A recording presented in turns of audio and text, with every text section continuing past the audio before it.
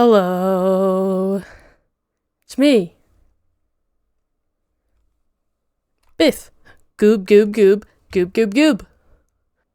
I almost feel like 6 goobs just isn't nearly enough for some reason.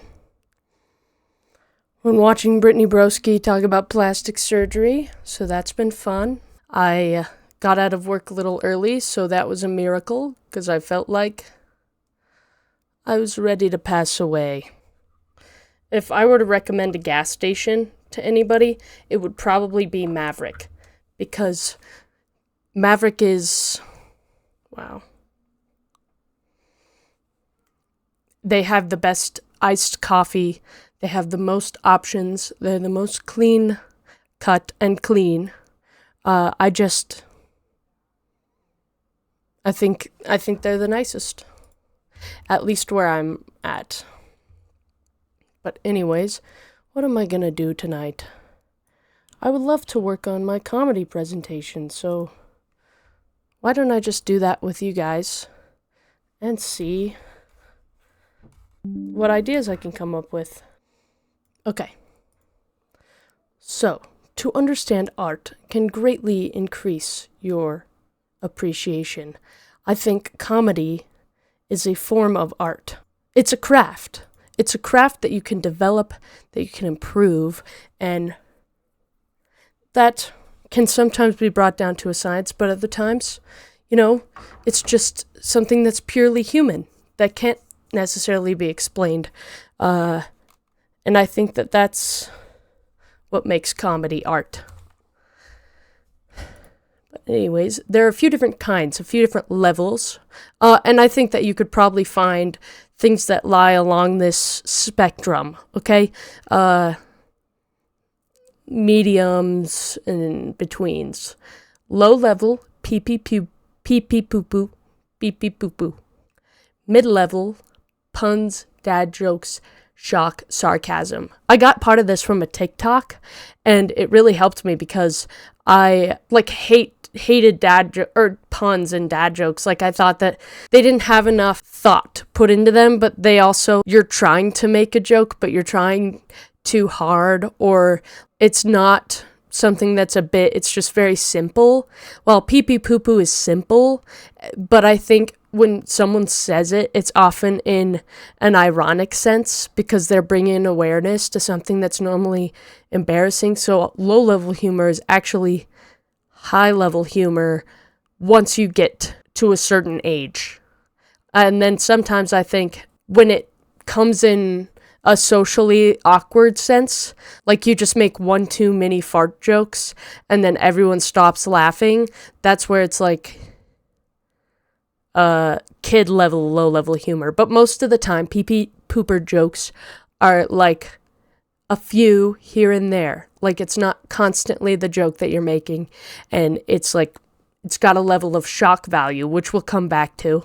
But mid-level includes like shock humors and things that aren't funny but saying it to shock someone. Like, you can have both. You can have an element of surprise, but you can also have an element of shock. Like, somebody either doesn't know the joke is coming, but I think shock specifically refers to, like, they can't believe you just said that. Like, offense, almost.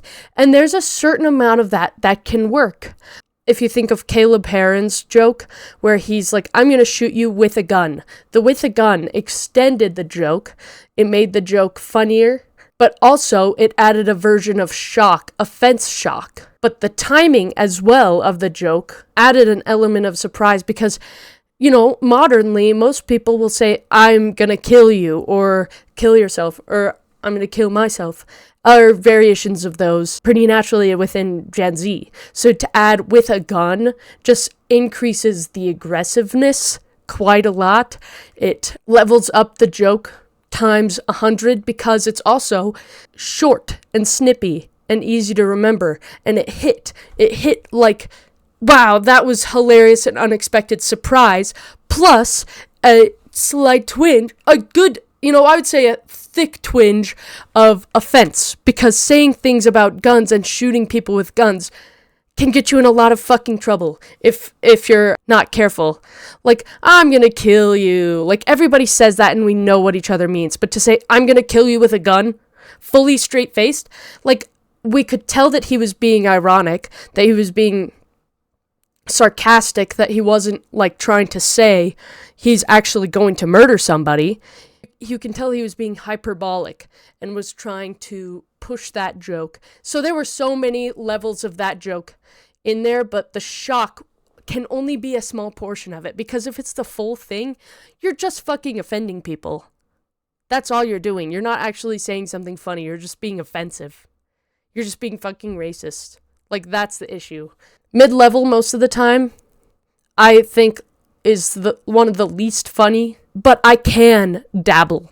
And I do think a very good pun or a very good dad joke can hit really hard, especially if you combine anything from high level or above, or even low level. Because oftentimes, dad jokes can very often involve pee-pee poo-poo type of humor, but it can also be unexpected because your dad is kind of, could be weird about that. Or at least maybe that's just me being Freudian, where he's just very mature. So I would make a pee-pee poo-poo joke in front of my dad because it adds a little bit of extra shock value, but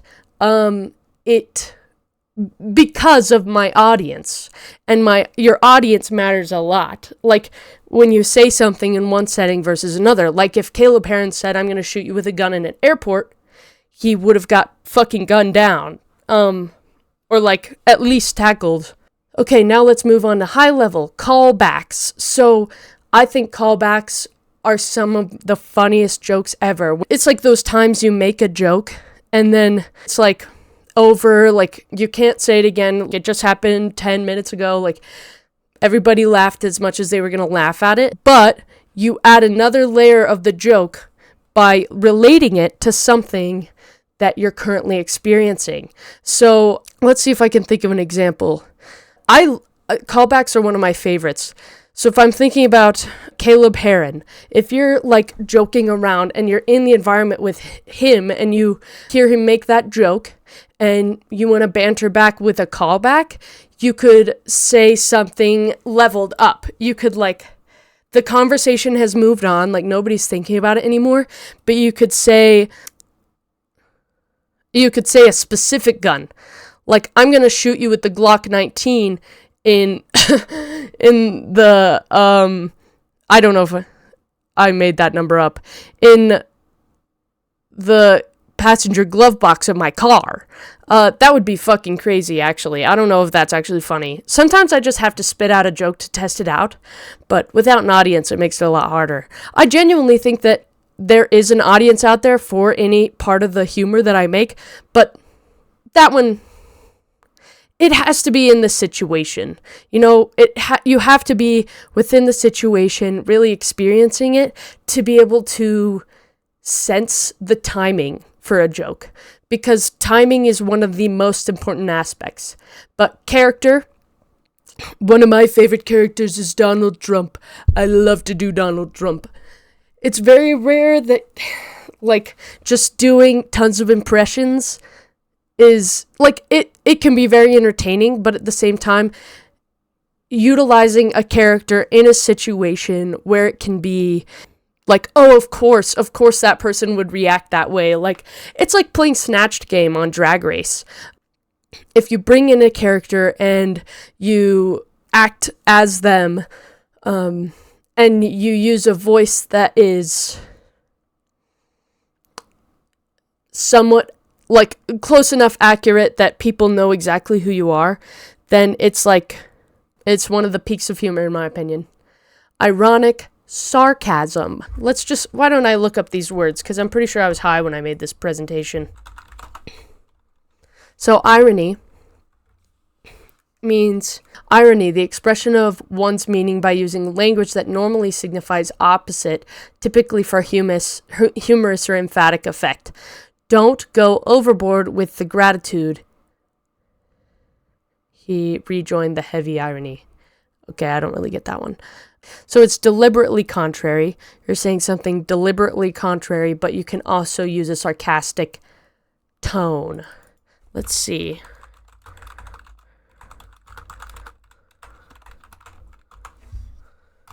Different.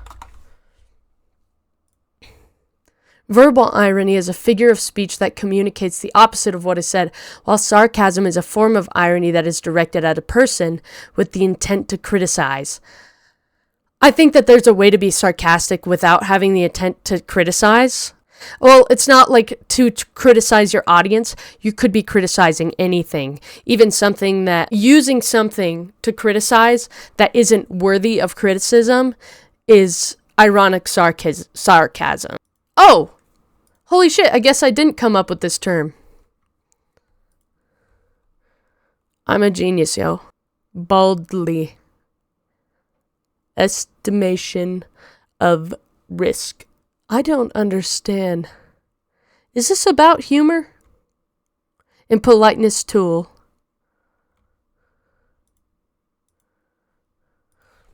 Why don't we just look up ironic sarcasm because ResearchGate is too hard. I'm trying to remember exactly what I was thinking. Oops. Oh, and now we have to get satire in here. That's just going to complicate the shit out of this. So, irony describes situations that are strange or funny because things happen in a way that seems to be the opposite of what you expected. So we've got an example. Do we? The Business Software Alliance is an anti-piracy agency that is used to pay people to report unlicensed content on the internet. The group has been caught using a stolen photo in one of their ads to attract new snitches on Facebook. So that's ironic. Saturday Night Live's satire of what happened in the presidential campaign became the conventional wisdom for what was going on in the campaign. Late night talk and news satire is scheduled to return with new episodes in February. So that has making fun of people, imitating them, or exposing stupidity. I think that has to do with a little bit irony, or it's a version of irony, because you were showing the opposite of what that person intended to show. You're trying to make certain qualities more obvious, and irony can do that, where like one of the obvious qualities is like being a software alliance and an anti-piracy agency that commits piracy. Like that's the obvious doing what they the exact opposite of what you'd expect. And then this is taking the exact opposite of what was intended by the original and blowing it up and making it a bigger version of that. Like making the worst parts. It's like a read on somebody. Like finding their flaws, exposing their flaws and stupidity that you see them, and you make them hyperbolic, you make them extra, you make them more than it actually is to make it more obvious to the people who are then watching the original version. And sometimes it doesn't have that intent. Sometimes it's just intended to expose the stupidity and flaws of the original version. I don't know if what I said was different. I guess I'll find out in editing. As with satire, sarcasm depends on the listener or the reader to be in on the joke. Sarcasm is insincere speech. Your mom asked if you're excited to start cleaning the kitchen and you say, yeah, right. When you mean, heck no. Oh, God. Take this exchange from the Hunger Games. What about you? I've seen you in the market. You can lift 100 pound bags of flour. I snap at him. Yes, I'm sure the arena will be full of bags of flour for me to chuck at people. Oh, I just naturally read that in sarcasm without even trying. I wonder what this was about in the Hunger Games. I just got a curious feeling of that. To distinguish the three, irony pertains to situations and satire and sarcasm are forms of expression. People make satire and sarcasm happen. Irony is just there. Interesting. So, to make ironic sarcasm, you'd be sarcastic about something that is real but ironic. So, like, a business software alliance committing piracy. An anti-piracy agency Jesus Christ! Committing piracy. Yeah, right. Yeah, I'm sure the Business Software Alliance committed piracy. I'm sure they did. But you can notice in my tone the extreme exaggeration in the sarcasm. You can tell that, like, right now, I'm aware. There's so many layers to this. I'm aware that this is true, that this actually happened, and that it is ironic.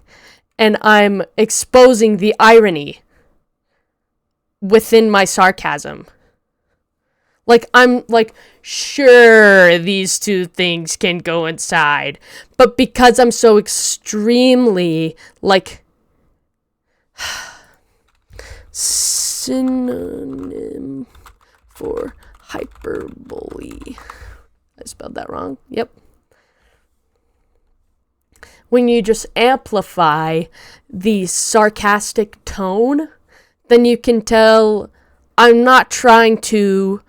This extra layer I've noticed not a lot of people get, so maybe that's my fault because I should be catering it to my audience, but some of my audience does, and that's where bit humor begins. So, like, oh my god, this is so interesting to me. When you've got satire, or when you've got irony, satire, and sarcasm, you find bit humor through that often. You can also find bit humor through pee-pee poo-poo jokes, but I think that it's combined usually with some kind of sarcasm or acting, because you're acting.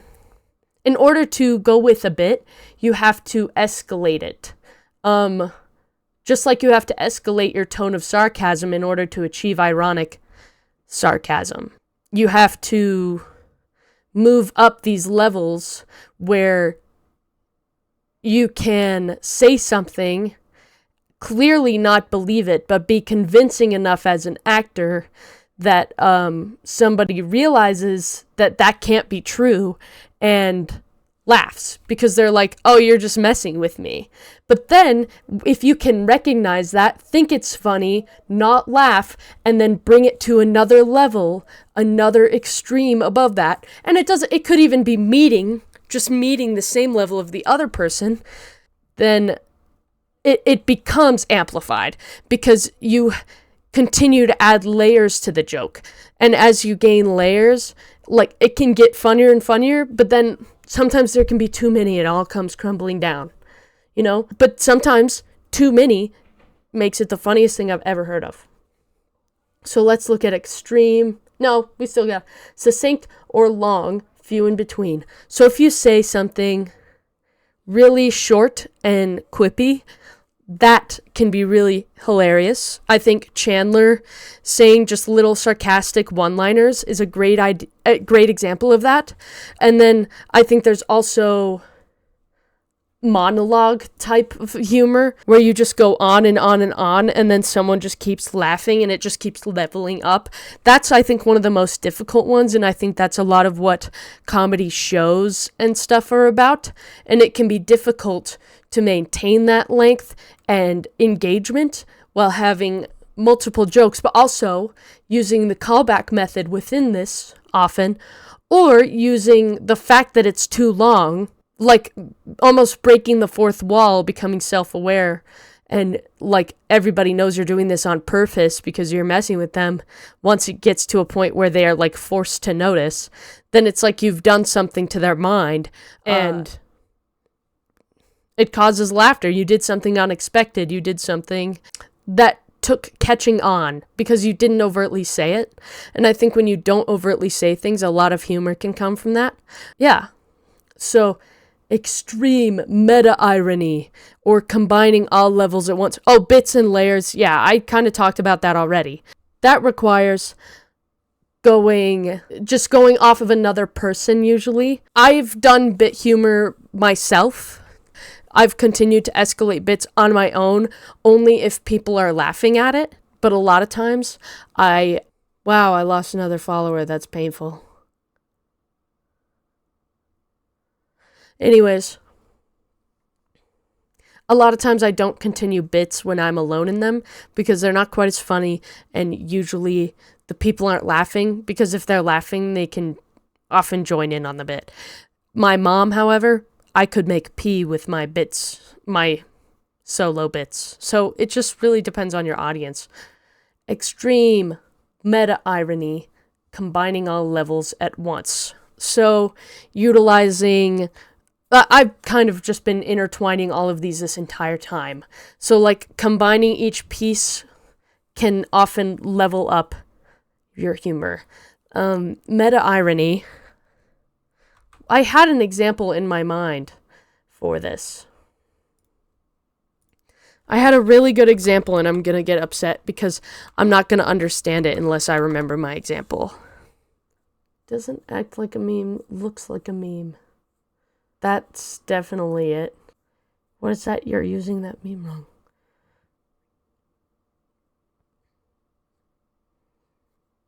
What makes it act like a meme? I'm just struggling, man. It's so complex. Let's think about this. So the original meme, pre-ironic meme, the original meme would have been, why can't boys go like this go to my school? And then the picture would be like a really hot guy. But this has become using the format so it looks like a meme. Oop.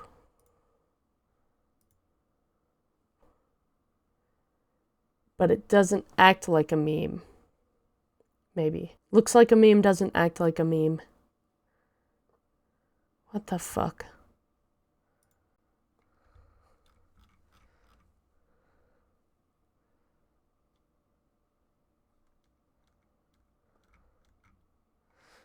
I think I'll just kill myself now. If I can remember whatever my example of that was, that'll be it. That'll be over for you guys. Aspects of humor. Timing. Like I said, saying something at the perfect point in the conversation, but also not saying something, withholding information because you're anticipating a better opportunity in the future. Have I? Yeah, okay. I'm good. You're anticipating there could be a better opportunity for the joke. Oops. Damn. For the joke in the future.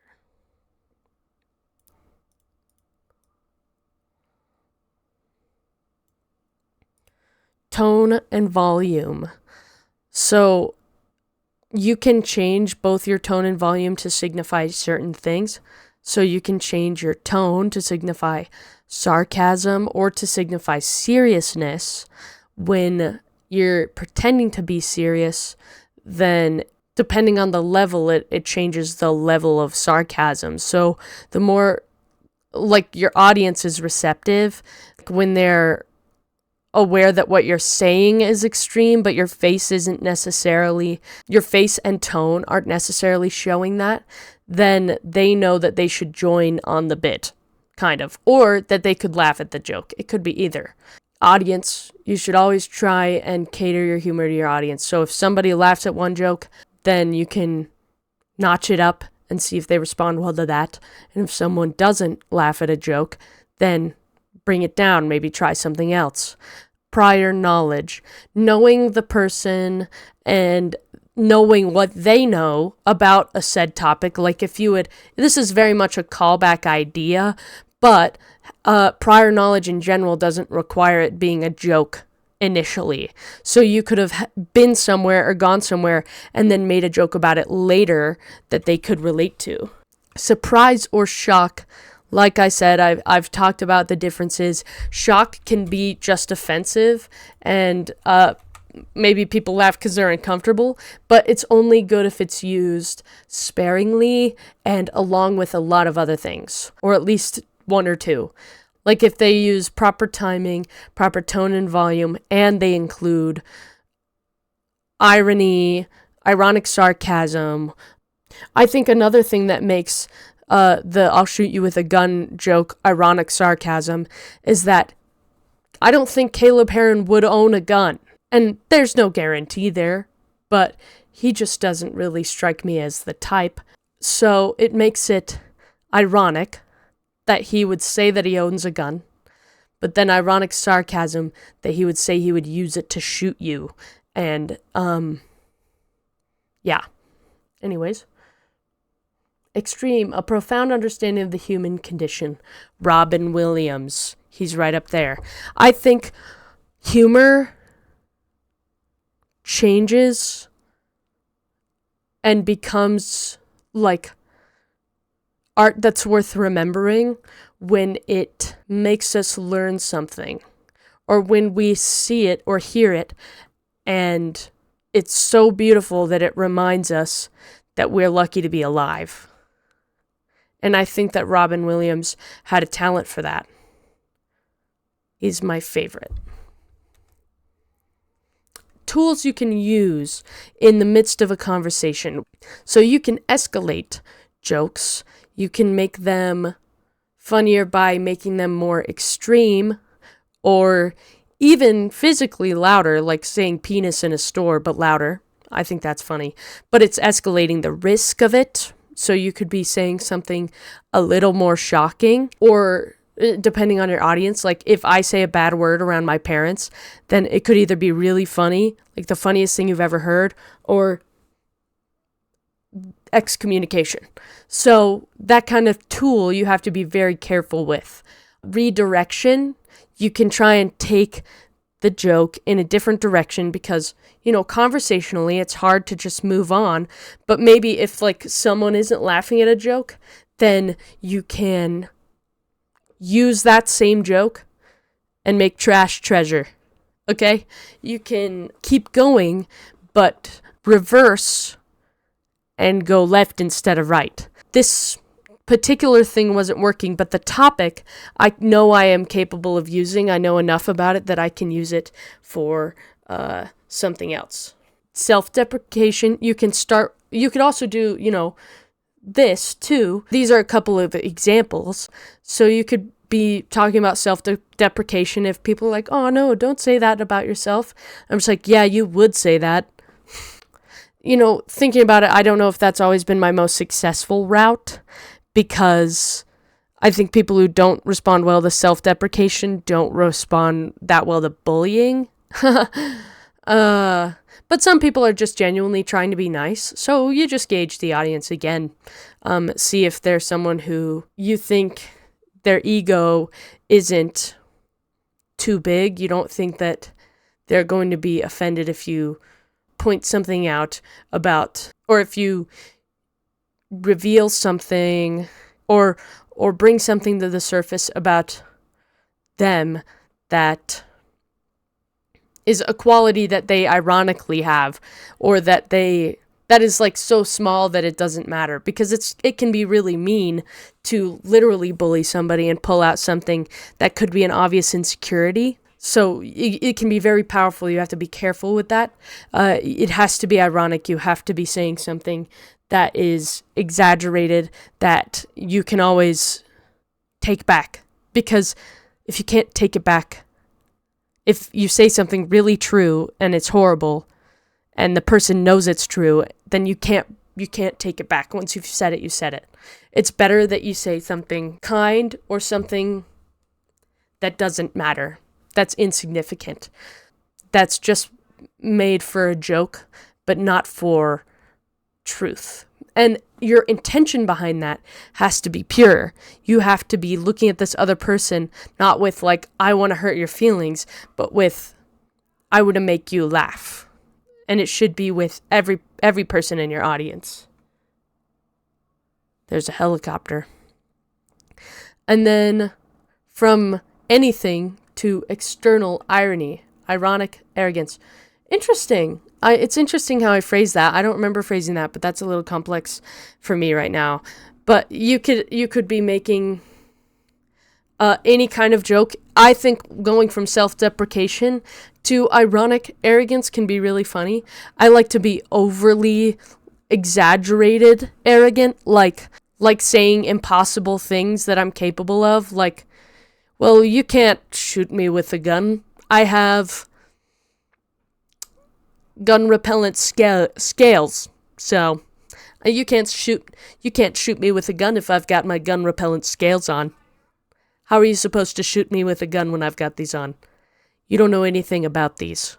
You don't know anything about my scales. That's not my funniest work. It's just me trying to come up with an example using the examples that we've previously had. Especially because I don't want to ruin any of my good jokes by explaining them. But I thought that this would be a fun little episode to talk about. What are we doing to try not to laugh? Yeah, I wish it were that simple. There's this concept of a stoner and how they know everything about weed. Everything you've ever imagined. Like, if you have a question about weed, they know the terpene that you're imagining. Okay. Like, they could tell you everything about it, but then they're, like, egotistical about it. Like, they're superior. They have a superiority complex about their knowledge. Okay. Crystal ball in front of them. They're just like, bong you came to learn something about joints? Bong-shaped crystal ball. Hold on, I have to go baste these. I'll be back. I'm trying to get used to. The reason I was so inspired and decided I needed to do something. The way you could just pick straight back up on that. The voice change. That's true. Yeah, that is weird about me. When we were in the garage, when in reality, when I take a hit of a pipe, I eat the ash. Without fail. Yeah. To ascend to another ego. Right, okay. Right? And so I'm just like, bad. You're bad. You can't even smoke. You don't even know how to smoke. You cough when you take in chemicals into your lungs. You know nothing. That Trump humor should be on levels of humor. Yeah, that's a good idea. I feel like political humor is at, like, high level if it's good. That's what I was hoping to hear you say. But, like, it has to be good and it can't be, like, you're just racist. Yeah, and I think, like, when you do political humor, it's really funny when it's more impersonal, like you're not making a political stance, like not directly but like correlated. Yeah. Right. Like it's I was driving down I-25 and I saw a genuine sign that said Trump 2024 with a photo of a cat. This is like a giant blown up like billboard. Trump 2024 with a photo of their cat. This is don't let them eat your animals. Oh my god. See, like, you know what? Actually, if the Democrats paid for that, I would be a fan. Funny. That's so funny. Because that is like... Oh, that's so... It's, like, dumb. It's stupid. Right. Like, but there are people that would believe it. Right. But the people that, like, are on the high levels of humor anyways, they're gonna be like, there's no fucking way that can be real. Right. And then realize... The Democrats. When in doubt, the Democrats. Exactly. It's always their fault. It took me until a little after meta irony, but dad jokes, I think, is when I started understanding. That's all for now. So glad to have Randall. You're such a guest.